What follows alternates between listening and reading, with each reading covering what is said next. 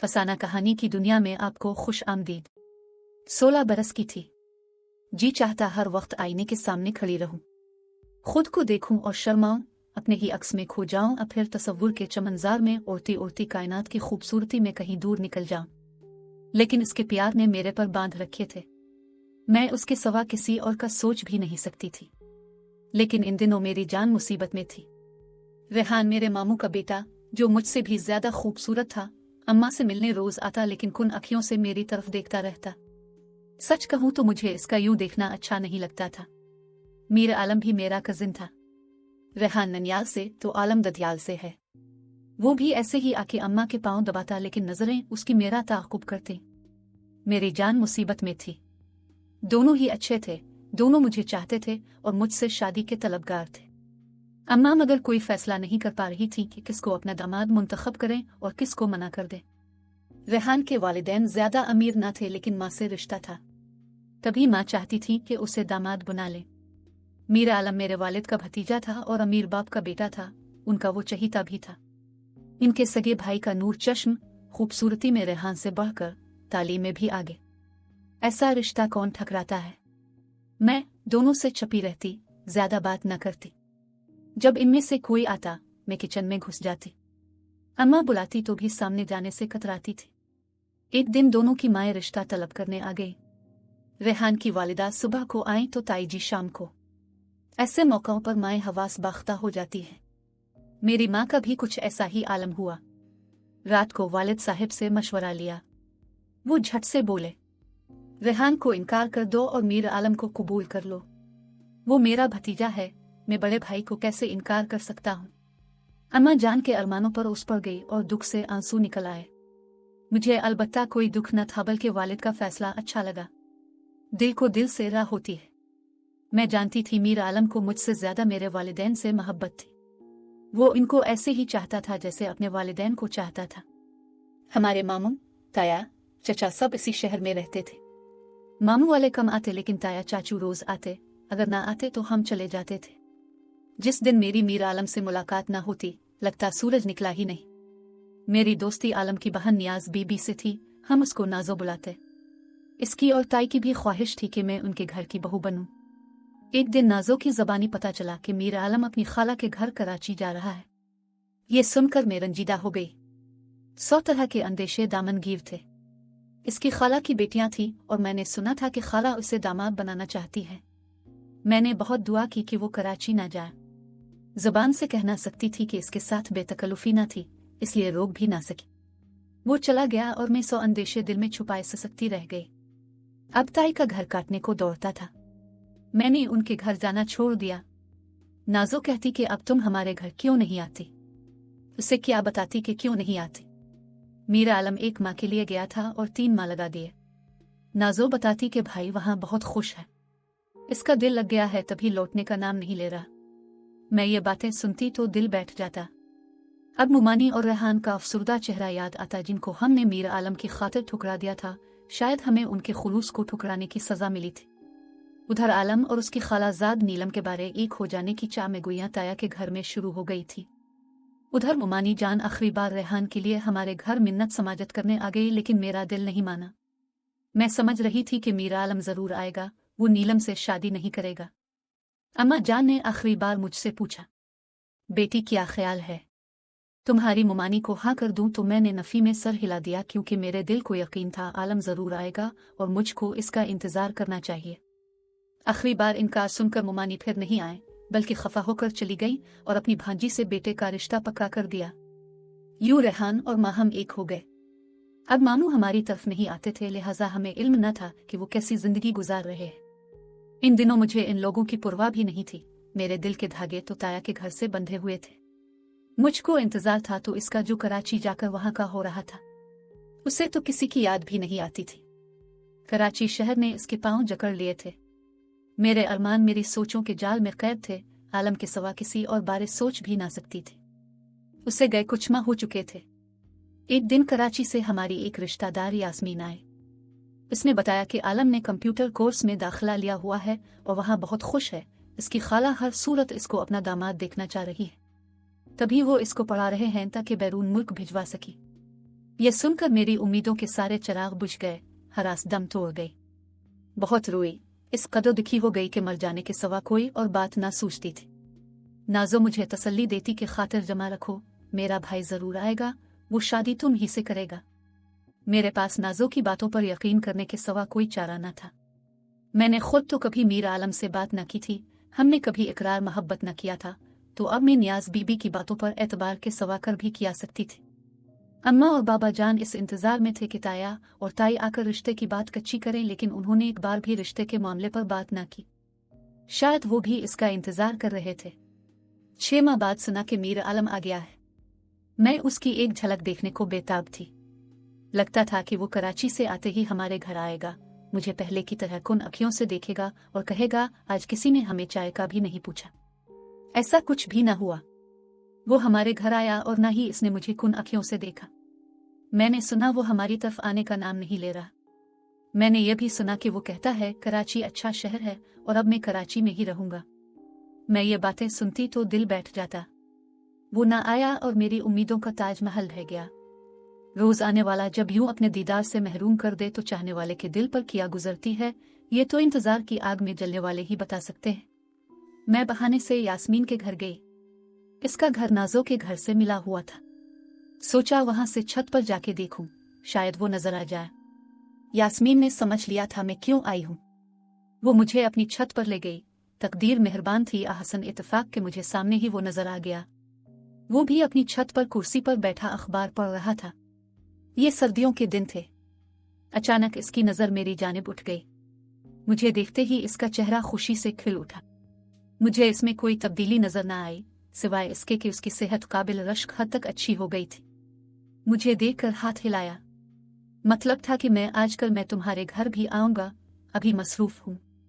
खुदा की शान, जिसको एक रोज काटना भी मुहाल लगता था, वो अब इतना मसरूफ था कि अपने चचा के घर आने के लिए वक्त नहीं निकाल पा रहा था। मैं इसके इस तर्ज अमल को क्या समझती। मैं खुश थी मगर ना खुश भी थी। बोझल कदमों से घर आ गई। जो काम करती गुमसम हो जाती, काम करना भूल जाती थी। सोचती थी ये सब क्या है, क्या वो बदल गया है। इसका तर्ज अमल अजीब हो गया था। इस बात की तह में कोई बात तो पोशीदा थी। अगले दिन वो हमारे घर आया। मुझे देखकर इशारे से सलाम किया। मैंने मुस्कुराकर सर झुका लिया था।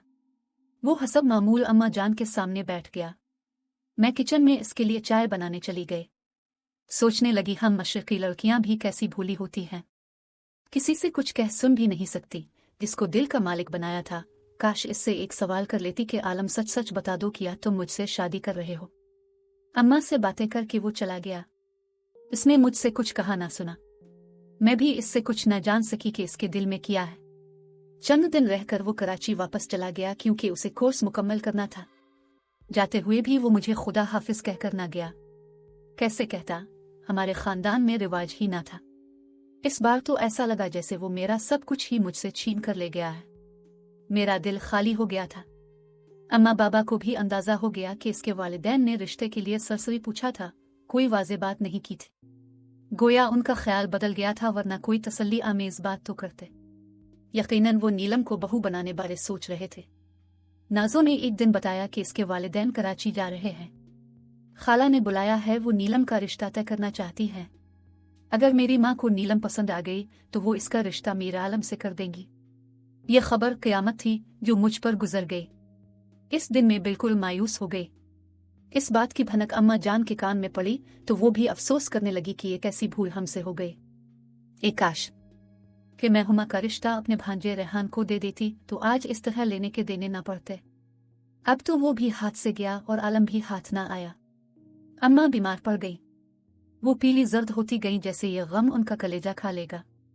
कभी लौटी हुई खुशी वापस मिल जाती है और वो मुराद बराती है जो कभी पूरी नहीं हो सकती। उन्हीं दिनों जब मीर आलम कराची चला गया और अम्मा मायूसी के घटा टोप अंधेरे में डूबी हुई थी, अचानक उम्मीद की किरण जागी। किसी ने इत्तला दी कि रेहान का बीवी से झगड़ा हो गया है और वो रूठ कर मैके चली गई है। सास ससुर मनाने गए लेकिन इन लोगों ने तलाक का मुतालबा कर दिया।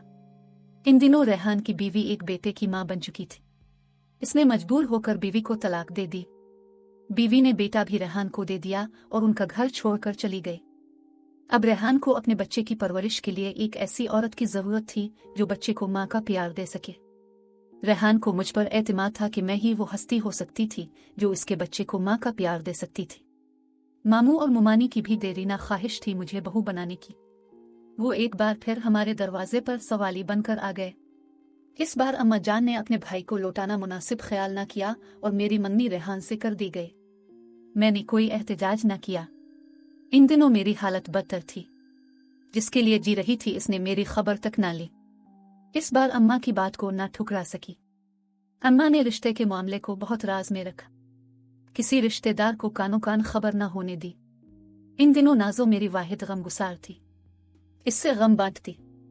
वो मुझे गिले लगाती, मेरे आंसू साफ करती, मगर वो बेचारी किया कर सकती थी। यास्मीन भी मेरी हमराज थी और मेरा दुख सुनकर रो देती थी। सहेलियां बड़ी दौलत होती हैं, खास तौर पर जब इंसान का दिल दुखा हुआ हो तो दोस्तों का सहारा नेमत होता है। वालिदैन के सामने जुबान खोलना मेरे बस में नहीं था। सिर्फ अम्मा जान से कहती थी, अपने मेरा रिश्ता इतनी जल्द क्यों तय कर दिया? कुछ तो और सब्र कर लिया होता। हम तेरे भले की सोचते हैं, अम्मा जवाब देती थी। रेहान अच्छा लड़का है, तुमसे प्यार करता है, तुम मामू की बहू बनकर सुखी रहोगी। 1 साल बाद मीर आलम वापस चला आया। आते ही वो खुश खुश हमारे घर आया। अम्मा के इसी तरह पांव छुए और मुझसे चाय की फरमाइश की, लेकिन यहाँ तो 1 साल में 1 सदी बदल चुकी थी। माँ ने इसे बताया कि मैंने हुमा की मंगनी रेहान से कर दी है। यह खबर सुनते ही इसका रंग उड़ गया और हैरत से मुँह खुला का खुला रह गया। ये आप क्या कह रही हैं? गोया अल्फाज इसके मुंह से नहीं निकल रहे थे। वो बगैर चाय पिए उठकर चला गया, जैसे किसी ने इसको इसके बहुत प्यारे की मौत की खबर दे दी हो। इसके वहम और गुमान में ना था। अम्मा ऐसी बात कहेंगी, अपनी दानिस्त में तो वो मुझे अपना समझ चुका था। इसके वालिदैन भी आए, मगर अम्मा ने कहा कि आप लोगों ने बहुत देर कर दी। मैंने तो अब जुबान दे दी है। मैं अपने भाई और भाभी को क्या जवाब दूंगी? मीरा आलम इन दिनों उजड़ा उजड़ा लगता था। ये वही था जो हमा वक्त हंसता मुस्कुराता रहा करता था। अब तो अपनी हालत मजनू ऐसी बना ली थी। वो अक्सर बिला मकसद अपनी छत पर टहलता रहता। एक रोज मैं छत पर गई तो वो दीवार के साथ टेक लगाए खड़ा हुआ था। किस कदर बदहाल और उदास था। इसने कई दिनों से लिबास तब्दील ना किया था। जब निगाह मुझ पर पड़ी, इसकी आंखों में आंसू आ गए। मैं भी अपने जज्बात पर काबू ना रख सकी और मेरी आंखों से आंसुओं का सैलाब रवां हो गया। मेरी मंगनी के बाद से ताया और ताई ने हमारे घर आना छोड़ दिया था। वो इस रिश्ते से खफा थे। अब तो मीर आलम से मुलाकात करना भी मुहाल था। मुलाकात तो कुजा, उसकी एक झलक देखना भी जुर्म था। एक दिन यास्मीन आई। मिन्नत समाजत से मुझे अपने घर ले गई और ताई के यहाँ चलने को कहा। मैं डरते डरते गई। ताई ने गिले लगाया और बहुत रोई कि हमसे कोताही हो गई। हम तो समझते थे कि तुम हमारी हो और ये रिश्ता पक्का है। जब हम मुँह से कहेंगे तो इनकार ना होगा। हमें क्या खबर तुम्हारी माँ को इतनी जल्दी पड़ जाएगी? हमको खबर तक ना लगने दी, वरना हम पहले ही रिश्ता पक्का कर लेते। ताई जी की बात सुनकर मैं भी अपने दुख को काबू ना कर सकी और खूब रोए। थोड़ी देर बाद मीर आलम आ गया। मेरी समझ में कुछ ना आ रहा था कि क्या बात करूं। मैं तो बस रोए जा रही थी। वो भी चुप था, मगर उसकी आंखें बह रही थी। उसने कहा, हुमा तुम शादी से इनकार कर दो, मगर अब मेरे लिए ऐसा मुमकिन ना था।